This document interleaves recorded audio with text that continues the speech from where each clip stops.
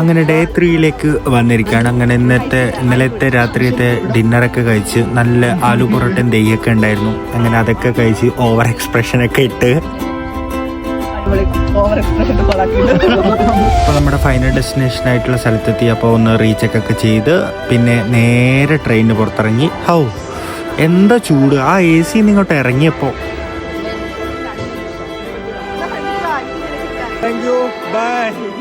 ഓരോ യാത്രയും ഓരോ അനുഭവങ്ങളും വളരെയധികം വ്യത്യസ്തമാണ്. എത്ര നല്ല സുഹൃത്തുക്കളെ കിട്ടിയെന്നറിയോ ഈ യാത്രയിൽ.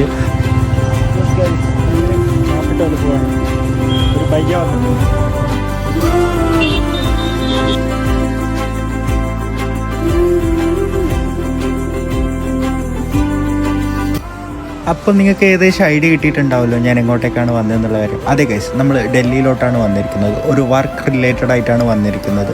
പക്ഷേ എന്താണ് വർക്ക് കാര്യങ്ങൾ എന്നൊക്കെ ഉള്ളത് നാളത്തെ വീഡിയോയിൽ കംപ്ലീറ്റ് ആയിട്ട് കാണാം. അപ്പോൾ ബൈ.